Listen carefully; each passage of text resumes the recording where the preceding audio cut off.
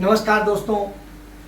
कैसे कैसे हर दिन मंजर दिखते हैं, डर के आगे पीछे भी डर दिखते हैं। बस्ती की पीड़ाओं वाली आंखों में आंसू के हर रोज समुंदर दिखते हैं। बाहर चादर ओढ़ रखी है मजहब की, भीतर नफरत वाले खंजर दिखते हैं। सहनी सहमी सी नींदें हैं दर्पण की, ख्वाबों में भी उनको पत्थर दिखते हैं। रोज बचाते हम रिश्तों की टूटन को, रोज बदन पर अनगिनत नस्तर दिखते हैं। कमोबेश हिंदुस्तान की आज यही स्थिति है। नफरत के बीच इस कदर बो दिए गए हैं, इस कदर इस देश के अंदर झूठ फैलाया जा रहा है कि आपको कैसे बर्बाद किया जाए, इसकी पूरी तैयारी है। झूठ और सच की लड़ाई है। ये लड़ाई आसान नहीं है, सदियों से चली आ रही है। ये लड़ाई एक लंबे अरसे से लड़ी जा रही है, लेकिन इस लड़ाई को धार दी थी हमारे राष्ट्रपिता महात्मा गांधी ने। उन्होंने सत्य, अहिंसा और सहकार से, सहभागिता से सबको जोड़ा था इस सच की लड़ाई। और उस सत्य की लड़ाई के बूते हमने अंग्रेजों को हिंदुस्तान से जाने के लिए मजबूर किया। यह सबसे बड़ी उपलब्धि थी और यह दुनिया की सबसे बड़ी उपलब्धि मानी जाती है। यही वजह है कि गांधी को पूरी दुनिया में सम्मान मिलता है। उनके उत्तराधिकारी पंडित जवाहरलाल नेहरू को दुनिया में शांति और सद्भाव के लिए, प्रेम के लिए, सबको जोड़ने के लिए, हक देने के लिए उन्हें सम्मान मिलता है। हिंदुस्तान पहला देश था पूरी दुनिया में जिसने यहां के हर नागरिक को, हर बालिग नागरिक को वोट का अधिकार दिया था, अपनी सरकार चुनने का अधिकार दिया। वह हिंदुस्तान है जब पूरी दुनिया में तमाम देशों में महिलाओं को यह अधिकार नहीं था। आप तमाम सारे सच को जानते हैं। आज भी अमेरिका में एक भी महिला राष्ट्राध्यक्ष नहीं बनी, लेकिन हिंदुस्तान में प्रधानमंत्री, राष्ट्रपति सब कुछ बन चुकी है। तो यह आप समझिए। तो जब इस तरह की है तो आज एक लड़ाई चल रही है। वो लड़ाई उसी तरह से जो रूप बदलती है। एक समय में तलवारों से लड़ाई होती थी, भालों से लड़ाई होती थी। फिर एक समय आया जब तीर, धनुष और सब चीजों से लड़ाई होते होते हम इस स्थिति में पहुंचे कि बारूद से, तोपों से लड़ाई हुई और फिर अंग्रेजों ने बंदूकों से लड़ाई की। और आज बंदूकों, तोपों, लाठियों, डंडों, तलवारों के साथ साथ सोशल मीडिया से लड़ाई हो रही है। हर तरीके से आक्रांता हमला बोल रहे हैं और वह सुबह से लेके रात तक सिर्फ उसके जरिए झूठ को फैलाते हैं। आप देखिए व्हाट्सएप पे सुबह सुबह तमाम मैसेज आ जाते हैं नफरत के और अंधविश्वास के। वो अंधविश्वास फैलाया जाता है कि आप ऐसा करिए तो आपको ये मिलेगा, ये फायदा होगा, इतने लोगों को भेजिएगा, आपको कसम है ये करिएगा। क्यों? क्योंकि झूठ फैलाना होता है। ये झूठ नहीं फैलेगा तो आपसे लड़ा कैसे जाए? और आज झूठ का पूरा जाल बिछा हुआ है और वह किया जा रहा है। इसके जरिए लोगों का चरित्र हनन किया जाता है, सच को छिपाया जाता है, झूठ को ही सच बना के पेश किया जाता है। और यह तमाम उन महान योद्धाओं का चरित्र हनन करने के लिए भी प्रयोग किया जाता है। उन लोगों का जिन्होंने देश को बनाया है, उनका भी सब कुछ छीनने की कोशिश होती है। जब यह होती है तो निश्चित रूप से बहुत सारे सवाल आते हैं। आप याद करिए, भगत सिंह ने एक चीज कही थी, इंकलाब बम और पिस्तौलों से नहीं, क्रांति जो है बम और पिस्तौलों से नहीं। इंकलाब शांति, अहिंसा से। इनके जरिए आप सिर्फ अपना ध्यान आकर्षित कर सकते हैं क्षणिक मात्र के लिए। यह जीत का माध्यम नहीं हो सकता। जीतने के लिए सत्य, अहिंसा और सहकार ही चाहिए। सबको जोड़ना है, सहभागिता नहीं। तो यह है, लेकिन झूठ फैलाया जाता है। वो झूठ आपने देखा है, रोज फैलाया जाता है कि क्रांति नहीं होती तो कैसे ये होता, ये नहीं होते तो कैसे होता। मैं वो व्यक्ति हूं जिसके परिवार ने इस देश के लिए शहादत दी। मैं उन लोगों में से हूं जिनके परिवार ने इस देश में तमाम क्रांतियों में हिस्सा लिया, लेकिन झूठ नहीं बोला, अपना सब कुछ त्यागा है, लेकिन वो नहीं। आज मैं भी जो योगदान कर पा रहा हूं, कर रहा हूं, उसके लिए बहुत सारी कीमत अदा कर रहा हूं, लेकिन सच बोलना, क्योंकि ये सच सब कोई थोड़ा थोड़ा बोलेंगे, कुछ कुछ लोगों के पास सच पहुंचेगा तो वो आगे बढ़ेगा, और वही सच। इसीलिए कहता हूं सच को आगे बढ़ाइए, उसमें मदद कीजिए, यही आपकी का सहयोग होगा। क्योंकि लड़ाई सब नहीं लड़ सकते, कुछ तो सहयोग करेंगे। तो वही कहता हूं, क्योंकि सत्य की ताकत ही सबसे बड़ी ताकत होती है, यही आपको सवाल करने का अधिकार देती है। यही वजह है कि राहुल गांधी कहते हैं डरो मत, डरो मत, सच बोलो। सत्य की ताकत सबसे बड़ी, यही गांधी ने कहा, यही नेहरू ने भी कहा, और आज यही राहुल गांधी कह रहे हैं। और वो सच की ताकत के ही बूते कन्याकुमारी से कश्मीर तक गए और आजकल लद्दाख में हैं। लद्दाख में वो लोगों से मिल रहे हैं और सच बता रहे हैं, उनके लिए लोक लुभावन बातें नहीं कर रहे हैं, उन्हें बता रहे हैं कि कैसे आप गलत दिशा में जा रहे हैं, क्यों नहीं आप इस तरह से करते हैं कि रोजगार ऐसे मिले, क्यों नहीं ऐसे करते हैं कि ऐसे मिले। उस समस्याओं को सुनते हैं, उनका समाधान बताते हैं। याद करिए जब छत्तीसगढ़ में सरकार बनी, राहुल गांधी राष्ट्रीय अध्यक्ष थे कांग्रेस पार्टी के, वहां पर बता के आए थे बघेल जी को, और बघेल जी ने उनके दिल्ली पहुंचने तक तमाम सारी चीजें करना शुरू कर दिया था। यही स्थिति मध्य प्रदेश में हुई थी, वहां पर भी काम शुरू हो गया था, लेकिन वहां की सरकार 1-1.25 साल ही चल सकी, गिरा दी गई। लेकिन छत्तीसगढ़ की चली तो छत्तीसगढ़ सरकार ने आत्मानंद स्कूल बनाए हैं। आप जाके कभी देखिए, ऐसे स्कूल हिंदुस्तान में कहीं नहीं है। इंग्लिश मीडियम वो स्कूल किसी भी पब्लिक स्कूल को फेल करते हैं। आदिवासी क्षेत्रों से लेकर सब जगह वो बने। यह शिक्षा का मॉडल होता है, यह स्वास्थ्य का मॉडल होता है कि लोग ऑक्सीजन की कमी से, दवाओं की कमी से, अस्पताल में एडमिशन की कमी से न मरे।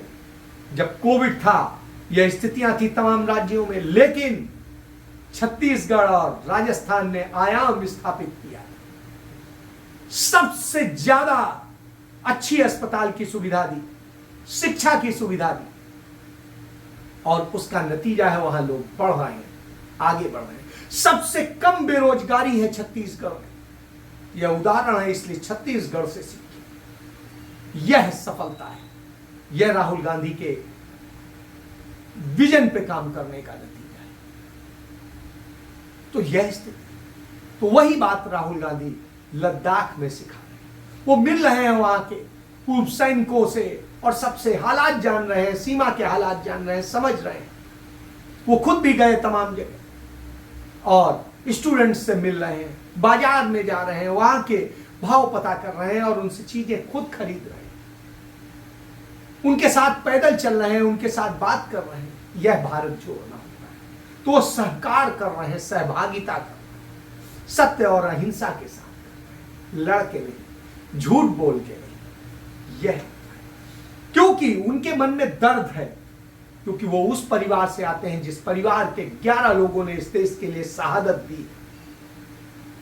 वो उस परिवार से आते हैं जिस परिवार ने इस देश को अपना सब कुछ दे दिया, इसलिए वो लड़ते हैं। और जब वो लड़ते हैं तो हमें कम से कम ना हम साथ खड़े हो सकें तो सच को तो आगे बढ़ाएं और सच को आगे ले जाएं। राजनीति सत्ता की ताकत होती है, यह बात सभी को जानते हैं, और इस ताकत को यदि हम सकारात्मक सत्यता के साथ, सहभागिता के साथ करेंगे तो सब कोई खुशहाल होगा। यह उदाहरण आपको देखना चाहिए हॉलैंड में। हॉलैंड में कोई मंदिर, मस्जिद, गुरुद्वारा, चर्च नहीं है, वहां कोई गॉड नहीं है, वहां हर व्यक्ति गॉड है। और इसलिए दुनिया में सबसे खुशहाल देश। यहां हर चीज में भगवान, अल्लाह, गुरु और न जाने क्या क्या, और नतीजा क्या है? यहां नफरत, युद्ध, लड़ाई और हत्याएं, सब कुछ हो रहा है, बलात्कार हो रहे हैं। यह अंतर। इसलिए उस सच को पहचानिए। आज हमारी सरकार, जो नरेंद्र मोदी की सरकार है, वो देश को बर्बाद करने पे तुली है, जिसे बड़ी मुश्किलों से नेहरू ने, गांधी ने, उनके विजन ने, इंदिरा गांधी ने, जवाहरलाल नेहरू ने, लाल बहादुर शास्त्री ने, राजीव गांधी ने, मनमोहन सिंह ने, सबने मिल के बनाया था, और सबने जो बनाया आज उसे बर्बाद किया जा रहा है। 2014 में इस देश पे 54 लाख करोड़ का कर्ज था और आज 172 लाख करोड़ का कर्ज है। तमाम राज्य इसी तरीके से स्थिति है। 2017 में उत्तर प्रदेश पे 3.5 लाख करोड़ का कर्ज था, आज 7.5 लाख करोड़ का कर्ज है। हरियाणा में 64 लाख करोड़ का कर्ज था, 64,000 करोड़ का कर्ज था, आज उस पर 3 लाख करोड़ से ज्यादा का कर्ज है। पंजाब की यही स्थिति है, पंजाब 3.25 लाख करोड़ के कर्ज में। और यह मैं उदाहरण दे रहा हूं, दिल्ली को कर्जदार बना दिया गया, दिल्ली भी कर्ज। और इसके पीछे कारण क्या है? इसके पीछे कारण यह है कि भारत सरकार राज्यों का हिस्सा समय पर नहीं है। उनसे कहती है वो आरबीआई से लोन ले, आरबीआई से लोन ले, और लोन लेकर के उसे ब्याज दें और पैसा ले। अपने पैसा नहीं मिल रहा है और वहां ब्याज पे लेके आप खाना खाएं, वो करिए। यह स्थिति कर दी। और ये क्यों किया है?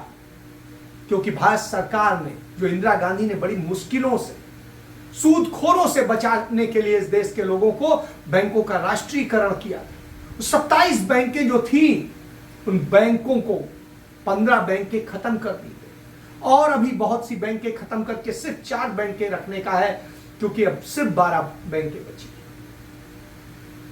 और ऐसा क्यों किया गया? क्योंकि जिस तरह से बैंकों से पैसा लुटवाया गया, उसे कैसे किया जाए, तो साफ करने के लिए उन्हें मिला करके और उनको मर्जर करके और सब करके कर दिया गया। तमाम लोगों की नौकरियां चली गई, तमाम सारे कारोबार चले गए, चीजें चले, और 15 लाख करोड़ रुपया राइट ऑफ कर दिया गया। किनका? बड़े बड़े पूंजीपतियों का। जब राइट ऑफ हो जाता है तो बुक साफ हो जाती है, और साफ हो जाती है तो 1 रुपया भी आएगा तो प्रॉफिट में लिखा जाएगा।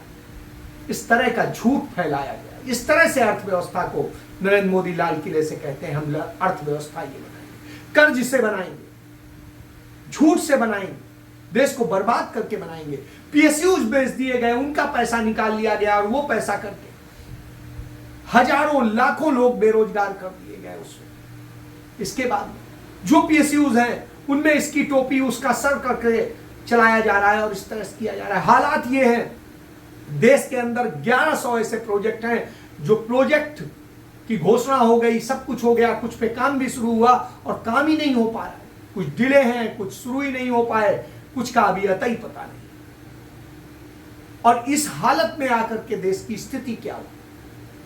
उन पूंजीपतियों ने जिन्होंने इनके ठेके पट्टे लिए, उन्हें तो 16 लाख करोड़ रुपया पेमेंट कर दिया गया, लेकिन असल इतना पैसा देने के बाद भी काम पूरे नहीं, और जितना डिले होंगे रेट बढ़ेगा। जो 19 लाख करोड़ में बनना था वो आज करीब 29 लाख करोड़ रुपए में बनने की स्थिति आ गई, यानी 10 लाख करोड़ का सीधे सीधे नुकसान हो गया। इसके बाद और कितना होगा पता नहीं। इस हालत में लाके खड़ा कर दिया, कारण पैसा नहीं। घोषणाएं कर दीजिए और कर दीजिए। आपने देखा होगा जब पिछले चुनाव में नरेंद्र मोदी गए थे बिहार, बोले कितना लोगे, इतने हजार, इतने लाख, इतने करोड़, और फिर मिला क्या? बाबा जी का। इस तरह की स्थिति है। तो झूठ फैलाया जाता है। बेरोजगारी, महंगाई किस कदर है उसको आप पेश कर रहे हैं, खुद जानते हैं। इस देश में 90 करोड़ लोग बेरोजगार हैं। इस सरकार के आंकड़ों को ही माने तो 51% लोग इस देश के बेरोजगार हो गए। ये हिंदुस्तान में पंडित नेहरू को जब यह देश मिला था, बेरोजगार, बेजार सब कुछ मिला था, कंगाल देश मिला था, लेकिन उन्होंने पीएसयूज और सब कुछ स्थापित करके तमाम लोगों को 36 करोड़ के देश में से उन्होंने 25 करोड़ लोगों को रोजगार दिया था, वो पंडित नेहरू थे। आज क्या हो, आज छिन रहा है, बर्बाद हो रहा है, न कारोबार सही चल रहा है, न धंधे चल रहे हैं, न सरकारी उसमें चल रहा है, पेंशन छीनी जा रही है और न जाने क्या क्या हो रहा है। महंगाई की स्थिति आप देख ही रहे हैं कितनी बढ़ी हुई है, मुझे बताने की जरूरत नहीं है, आप खुद रोज फेस कर रहे हैं। 400 रुपए का सिलेंडर होता था, आज कितना 1150 रुपए का सिलेंडर। एक उदाहरण के लिए बताया, ऐसे ही तमाम चीजें, पेट्रोल हो चाहे कुछ हो, जबकि ये सब हमें बहुत सस्ता मिल रहा है, इतना सस्ता मिल रहा है कि दुनिया में सबसे सस्ता हमें क्रूड ऑयल मिल रहा है, और तब हमसे लूटा जा रहा है। क्यों? क्योंकि प्राइवेट रिफाइनरीज जो है अदानी अंबानी की, उन्हें फायदा पहुंचाना है, देश से ज्यादा उन्हें फायदा पहुंचाना है। आरबीआई से जो 20% सरकार निकालती थी अपना, जो उसको डिविडेंड मिलता था, आज स्थिति यह है कि उससे 98% तक डिविडेंड ले रही है। यानी संचित निधि कुछ नहीं है, संकट आ जाए तो पैसा नहीं है, बस नोट छापे रहिए, छापे रहिए, छापे। यही वजह है कि जो नोटबंदी के समय में 15 लाख करोड़ के आसपास के होते थे, वो आज 32 लाख करोड़ हो चुके हैं। यह स्थिति है। इसके बाद में जिस तरीके से होता है, आप देखेंगे पूरा बर्बादी की किस तरीके से है, उस बर्बादी को देखिए। इसीलिए राहुल गांधी सच बताने निकल पाते हैं, और वो सच बताने निकल पाते हैं, सड़क पर निकलते हैं, कन्याकुमारी से चलते हैं, कश्मीर तक पहुंचते हैं, अब लद्दाख में, और आपको सच बता रहे हैं। और यही बात कांग्रेस पार्टी के राष्ट्रीय अध्यक्ष मल्लिकार्जुन खड़गे ने मध्य प्रदेश में कही, जहां जाकर के 2 दिन पहले अमित शाह कह के आए थे कि अरे क्या हुआ 70 साल में।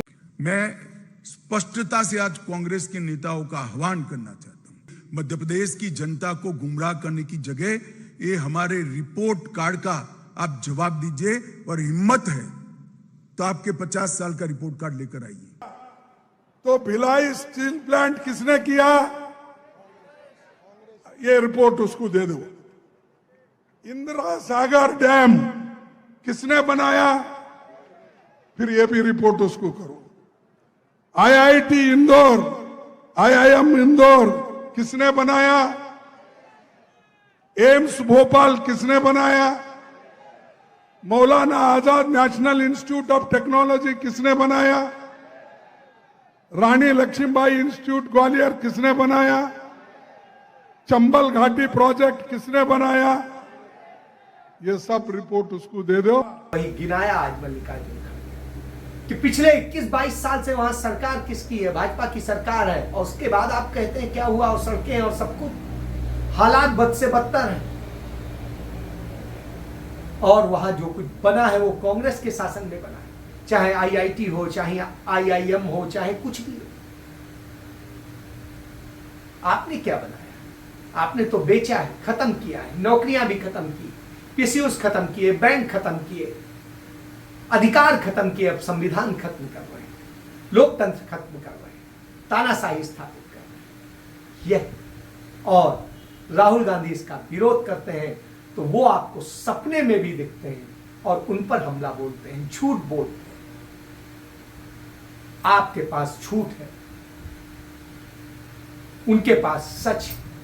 अब सच और झूठ का अंतर आपको करना है, क्योंकि यह लड़ाई सच और झूठ के बीच है। तो आपको सच के साथ खड़ा होना है या झूठ के साथ, ये फैसला आपका है, क्योंकि झूठ नफरत फैलाता है, आपको बर्बाद करता है, बेरोजगार करता है, आपकी बर्बादी लाता है, और सच खुशहाली लाता है, सबको जोड़ता है, प्यार करना सिखाता है, नफरत नहीं मोहब्बत करना सिखाता है। फैसला आपका कि आप मोहब्बत के साथ हैं या नफरत के साथ। जय